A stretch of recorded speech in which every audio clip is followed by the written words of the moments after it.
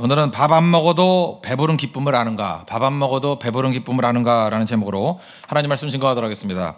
스가랴서 14장 되어 있는 거 아시죠? 전반부 후반부로 나눌 수 있는데 1장부터 8장까지가 전반부, 9장부터 14장까지가 이제 예언이 나옵니다. 환상과 예언, 이렇게 후반부로 나눌 수 있습니다. 오늘 마지막 장면입니다. 마지막 장면, 이 8장에서 나오는 얘기는 뭐냐면 이제 금식에 관한 얘기의 연속인데, 은혜 주신다는 거예요. 은혜. 그러니까 최종 승리는 은혜라는 것입니다. 은혜의 축복을 부어 주신다. 근데 이게 단순한 얘기가 아니라 은혜를 부어 주시는 순서가 있어요. 순서가 어떻게 되냐면, 첫 번째는 진리의 성은 만들어 준다. 진리. 두 번째는 평화의 성은 만들어 준다. 평화. 세 번째는 번영의 성은 만들어 준다. 번영. 우리가 하나님이 축복해 주시는 그 순서를 보면서 하나님의 마음을 읽을 수 있어요. 그러니까 지혜로운 사람은 무엇을 통해서 이렇게 마음을 읽는 거예요. 본심이 뭔지. 그래서 하나님의 축복 순서가 사실은 우리가 헌신하는 순서, 우리가 추구해야 될 순서하고 다르지 않다는 것입니다. 첫 번째는 진리라는 거예요. 순서가 중요해요. 진리를 추구하고, 그 다음에 오는 평화가 있어야 되고, 마지막에 번영이 있어야 된다는 거예요. 근데 이게 거꾸로 섞어버리면 이상해지는 거죠. 번영만을 추구합니다. 번영만을 추구하고 진리도 없고 평화도 없어요. 그 자본주의 아니에요, 자본주의. 뭐 다 죽겠다, 뭐 이러는 모습 아닙니까? 이건 절대 복이 될 수 없다는 것입니다. 그러므로 하나님의 일하시는 방법, 하나님의 패턴, 하나님의 마음 빨리 읽어야 된다는 거예요. 진리, 평화, 번영이구나. 우리 인생도 이런 도식을 가지고 나아가는 그런 하나님의 눈을 여는 우리 믿음의 종 되기를 바랍니다. 그 다음에 또 하나는 이제 반응이거든요.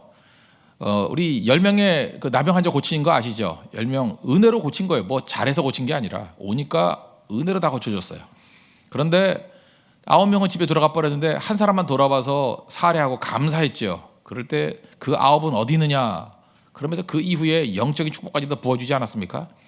이렇게 그 진리, 평화, 번영이라는 순서가 있을 때 그 매 단계마다 우리가 해야 될 일이 뭐냐 하면 크게 반응해야 된다는 거예요. 반응이 좋으면은 확실한 열매를 거두고 그 다음 단계로 넘어갈 수 있다는 것입니다.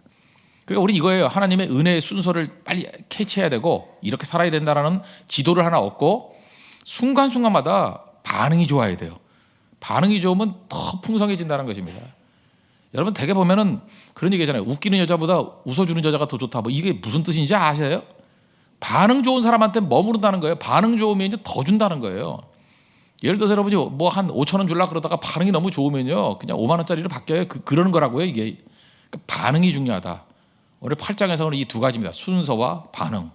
이것을 우리 가슴팍에 새기고 오늘도 풍성한 열매가 거두는 믿음의 종 되기를 바랍니다. 그 세 가지 축복에 대해서 간단히 살펴보면, 첫 번째는 예루살렘을, 지금 성전 재건하는 거 아니에요. 예루살렘 성을 진리의 성읍이 되게 하겠다. 이게 첫 번째 축복입니다. 약속입니다. 3절을 보시면 그 중간에 보세요. 예루살렘은 진리의 성읍이라 일컫겠고, 진리를 주겠다. 새가 날아갈 때 날개 2개로 날아가지 않습니까? 균형이 중요하죠. 그래서 성경을 보면 십자가라는 게 사랑과 공의가 만나는 장소라 그랬잖아요. 그 사랑 없는 공의는 율법주의입니다. 사람 죽이는 게 돼버리고, 그 다음에 공의 없는 사랑은 이건 온정주의가 돼버려요. 모든 걸 다 무너뜨려 버린다고요. 그래서 팽팽한 긴장, 이 모순같이 보이는 것이 십자가 안에서 다 만났다고요. 하나님께서 은혜를 주신다 그러면, 은혜 그러면 여러분 생각되는 게 뭐예요? 그냥 수고 없이 주는 거, 그렇게 은혜가 그렇게 느껴지지 않아요? 공짜 아니에요, 공짜? 그래서 공짜 의식, 뭐 수고하지 않고 얻었다라고 은혜를 받으면서 더 큰 은혜, 더 큰 은혜 하면서 거기로만 머물러 있으면은 반드시 썩게 돼 있습니다. 이거는 복권 당첨된 사람하고 똑같아요. 복권 뭐 10억, 100억 이렇게 당첨된 사람 10년 이후를 한번 보십시오. 나중에 다 망해 있죠. 은혜의 세계 안에 머물러 있으면서 진리로 가지 않으면 그렇게 돼버린다는 거예요. 복 아닙니다, 그거. 그래서 이 진리의 성읍에서 우리에게 주는 중요한 메시지는 뭐냐면, 내가 지금 은혜를 풍성히 받았다 그러면 우리의 모든 힘을 다 기울여서 어디로 가야 되냐면은 진리로 갈 줄 알아야 된다는 거예요. 그게 지혜라는 것입니다. 은혜가 임한다? 그럼 진리로 가야 돼요. 뭐 여자분들도 그래요. 남자분이 막 그렇게 사랑해줘요. 그러면 사랑에 겨워가지고 어리광만 부르고 막 뭐 무리하게 나가면 그거 끝나는 인생이에요. 오히려 그럴 때 더 정중해야 되고, 그죠? 반대로 나가야 된다니까요. 더 교양 있어야 되고, 사랑받을 때 교양 있어야 돼요. 그렇게 균형을 가는 거라고요. 그다음 어떤 사람은 또 자기가 준비가 잘 돼서 너무 교양만 내세우고 이러면 너무 매몰차잖아요. 그때는 사랑이란 따뜻함이 있어야 되고, 이게 반대로 가야 된다는 것입니다. 우리 DNA 그 확대 사진 있지 않습니까? 저는 뭐 문과생이니까 뭐 DNA 뭔지 잘 모르지만, 그 생물 시간에 보이잖아요. 이렇게 DNA. 이게 두 개가 이렇게 꽈배기 구조죠. 저는 그 DNA를 딱 보면서 아, 저게 하나님의 창조 원리구나. 하나님의 원리구나. 진리가 있으면은 반드시 은혜와 이렇게 꽈배기로 가야 돼요. 이게 서로 꼬여 가면서 하나가 되는 거죠. 요한복음 1장에도 보니까 예수님에 대한 설명이 나오는데 요한복음 1장 14절에 이렇게 나와요. 말씀이 육신이 되어 우리 가운데 거하시며 우리가 그의 영광을 보니 아버지의 독생자의 영광이요. 예수님이 영광스럽다 그 얘기고, 그 다음 부연 설명이 너무 중요한 메시지인 것 같아요. 은혜와 진리가 충만하더라. 예수님 안에는 DNA 같이 이렇게 은혜와 진리 반대적인 거잖아요. 꽈배기 같이 꼬여 있어요. DNA 구조 같이. 그게 지혜라는 것입니다. 그래서 여러분들 항상 이 반대쪽을 추구하십시오. 복권은 그래 이렇게 돼요. 여러분 복권 당첨도 안 되겠지만 뭐 사지도 않으니까, 그죠? 복권 당첨이 되면 복권에만 추구하고 돈에만 추구하면 망해요. 반드시. 이렇게 많은 수고 없이 많은 걸 누렸구나. 그러니까 이걸 땀 흘려가면서 어떻게 하면 잘 쓸 수 있을까, 잘 보관할 수 있을까, 이걸 어떻게 진짜로 만들 수 있을까. 그러려면 그 넘치는 복만큼 진리가 들어가야 돼요. 그럼 안 썩어요. 절대 안 썩는다고요. 하나님께서 우리에게 주신 모든 은혜를 헛되이 받지 아니하는, 시편 103편에 나오잖아요. 2절인가. 하나님의 은혜를 헛되이 받지 말라고. 은혜도 헛되이 받을 수 있다는 거예요. 은혜가 썩어버린다는 거예요. 그 은총의 내용들을 붙드는 믿음의 종 되길 바랍니다. 그래서 이렇게 정의하는 신학자가 있어요. 은혜는 죄를 짓는 무임승 사건이 아니다. 은혜 그러면 그냥 무질서한 건지 알아요. 죄를 짓는 무임승 사건이 아니에요. 은혜는 죄를 이기는 초자연적인 힘이다. 하나님께서 우리에게 영적인 은혜를 주시죠. 그럼 그거를 죄 짓는 그 무임승 사건으로 여긴 것이 아니라 초자연적인 능력, 죄를 이기는 데 사용하라고. 이기는데 그 은혜로 이기는 거예요. 은혜로 충성을 다하는. 하나님께 은혜를 많이 받았죠. 그럴 때 더욱더 충성하는 거예요. 그죠? 헌신하는 거. 그게 하나님 앞에서 제대로 된 인생이라는 것입니다. 그래서 은혜는 이렇게 생각하면 돼요. 진리로 반응하라. 아시겠죠? 은혜가 임할 때는 하나님 진리로 반응하는 지혜를 주시고, 그럴 때 DNA 같이 이렇게 꼬인 구조, 나성 구조가 우리에게 온전한 생명을 준다는 것입니다. 두 번째는 예루살렘 성을 평화의 성으로 만들겠다고 했습니다. 평화입니다. 평화.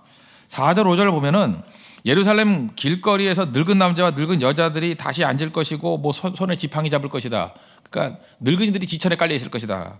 또 5절 보니까 성읍에 소년과 소녀들, 어린 아이들이 그저 거기서 뛰놀리라.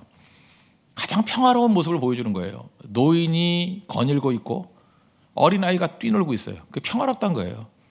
그게 평화롭지 않으면 이런 일이 벌어질 수가 없죠. 그래서 예루살렘은 말 그대로 평화의 도성 아니에요. 진짜 평화의 도성이 되게 만들어 주겠다. 이게 단서입니다. 뭘 하나 딱 보면 아는 거예요. 저는 그 책상 앞에 이렇게 써놨어요. 설교에 대한 점검사항. 저는 설교하는 사람이니까 이거 잘해야 될 거 아니에요. 근데 원래 또 뭘 하는 사람은 맨날 착각에 빠지잖아요. 지가 잘하지도 못하면서 잘하는지 알잖아요. 제가 메모를 꼭 3개를 해놔요. 첫째, 초신자가 반응하는가. 초신자가 반응하는가. 초신자가 반응하지 않으면 그건 죽은 설교예요. 초신자가 반응하는가. 두 번째, 청년들에게 들리는가. 청년들이 그 뭐 깜빡깜빡 하고 있으면 안 되죠. 청년들에게 들리는가. 세 번째, 남자들이 졸지 않는가. 이 3가지예요. 그래서 제가 앞잘다가 초청남 그랬잖아요. 초청남, 초신자, 청년, 남자. 왜 그러냐면 이게 반대적인 거. 연세 많이 드시고 뭐 이렇게 오래 믿었던 분들 있잖아요. 초신자 아닌 분들, 오래 믿은 분들은요, 그냥 반응해요. 뭐 별거 아니도 그냥 반응적인, 그냥 아멘하고 뭐 이렇게 물만 먹어도 아멘하고 막 이런 사람 많아요. 그러니까 속으면 절대 안 된다고. 청년들은 냉철하다고요. 청년들은. 근데 연세 드신 분들은 뭔지 잘 혼미해가지고 그냥 아무거나 다 이해하는 척하고 그래요. 속아요 이거. 남자들은 되게 졸아요. 되게 끌려왔기 때문에. 그죠? 그런 교회가 많은데 그 남자들이 눈이 초롱초롱하고 질문하고 뭔가 설교 들은 얘기를 다시 집에 가서 하든지 직장 가서 하든지 이렇게 하게 만들면 그건 들리는 설교예요. 초점이죠. 그러니까 제가 이거 굉장히 중요한 걸 깨달았어요. 결국은 초신자가 반응하는가, 청년들의 귀에 들리는가, 남자들이 졸지 않는가.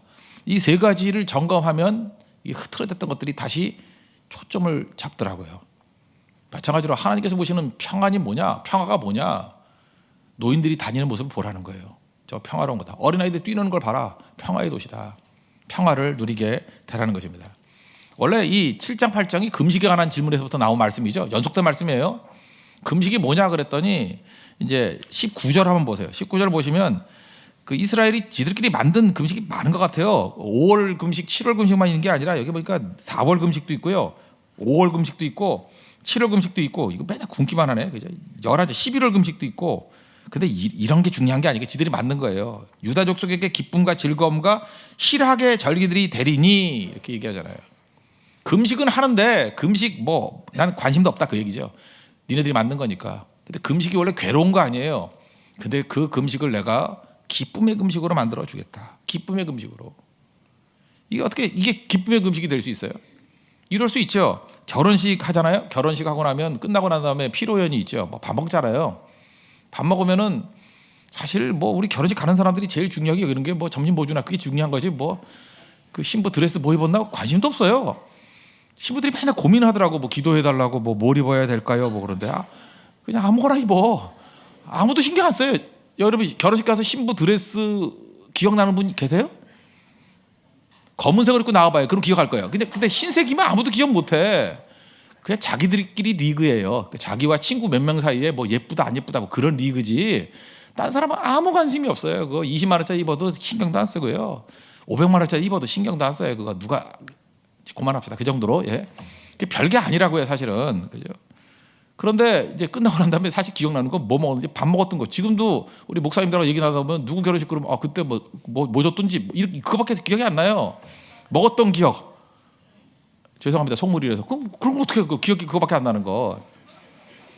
그러니까 먹는 게 되게 중요하잖아요. 그죠? 피로연. 이제 잘 먹는데 잘 보면 이제 가가지고 먹는 사람도 있는데 신랑과 신부는 밥을 안 먹는 것 같아요. 그 와가지고 계속 인사하잖아요. 그 어머니, 아버님들도 인사하느라고 와서 오셨습니까 하고 쭉 인사하잖아요. 그러면 제가 볼 때 끝나고 난 다음에 피로연에 밥 먹는 신랑 신부는 내가 거의 못 봤어요. 괴로운 거예요? 밥 안 먹는 건 기쁨이에요. 거기서 신랑과 신부는 안 먹어도 배불러요. 그죠? 이제 아시겠어요? 금식이 기쁨의 금식이라는 거. 안 먹어도 배부른 거예요. 안 먹어도. 우리 자기 친구는 맛있게 먹으면서도 괴로운 거예요. 나는 언제 시집 가나, 언제 장가 가나 하면서. 그죠? 여러분 배불리 먹으면서 외로운 게 좋아요? 아니면 안 먹으면서 내가 이렇게 괴롭히지 아침부터? 예, 하여튼간에 저기서 말하는 금식이 그런 거라고요. 이제는 금식 그 자체가 기쁨의 금식이 되게 만들어주겠다. 먹고 안 먹고의 문제가 아니라는 거예요. 그게 평화라는 거예요. 평화. 요한복음 6장에 보니까 예수님 요한복음 4장이군요. 4장에 보니까 수가성 여인하고 대화하는 얘기가 나오잖아요. 그 제자들이 이거 나갔다가 와가지고 예수님께 그러잖아요. 뭐 식사하실래요? 뭘 드실래요? 그랬잖아요. 라비요 잡수소서. 뭐 사왔는가 봐요. 근데 예수님께서 말씀하시기를 야 니네가 모르는 양식이 있어. 성경 말씀 그대로예요. 그러니까 뭐 먹었어 그러는 얘기죠.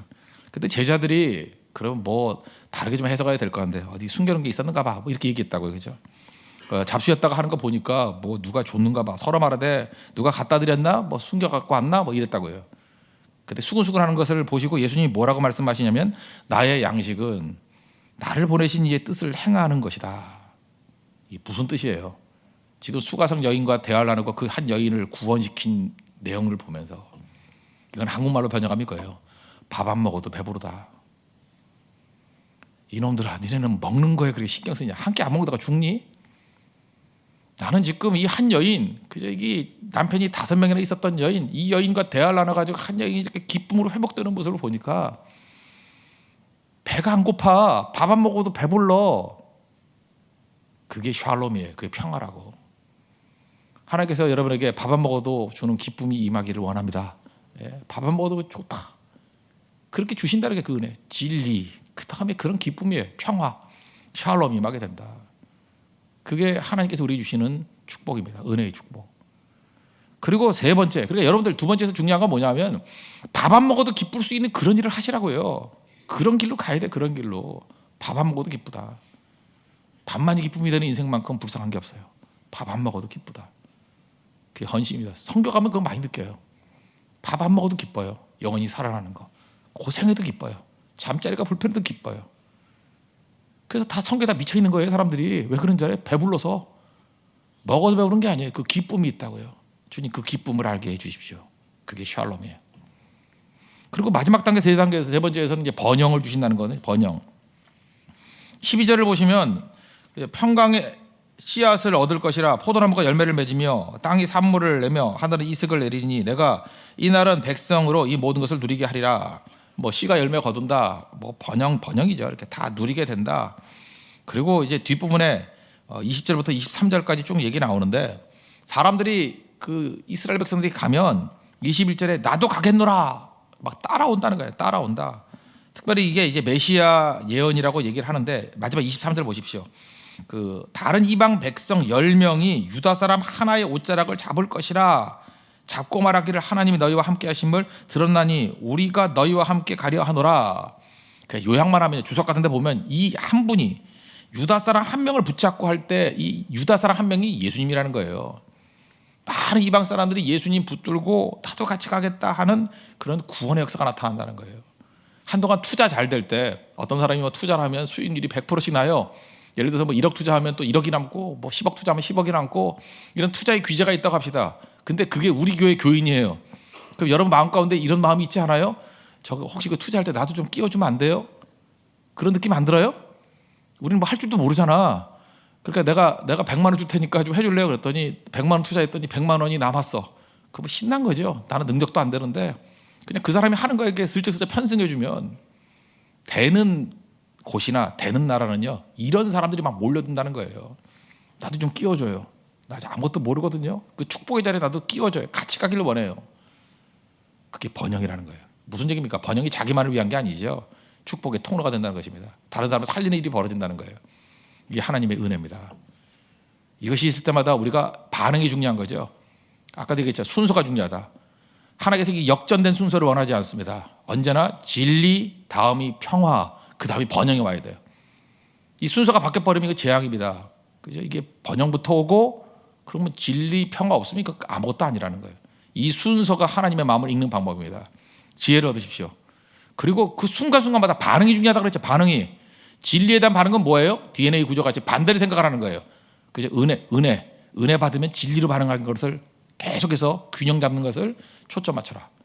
그 다음에 기쁨이 올 때, 그죠? 이 평화, 샬롬이 올 때는 언제나 밥 안 먹어도 기쁘다 하는 그런 쪽으로 가라.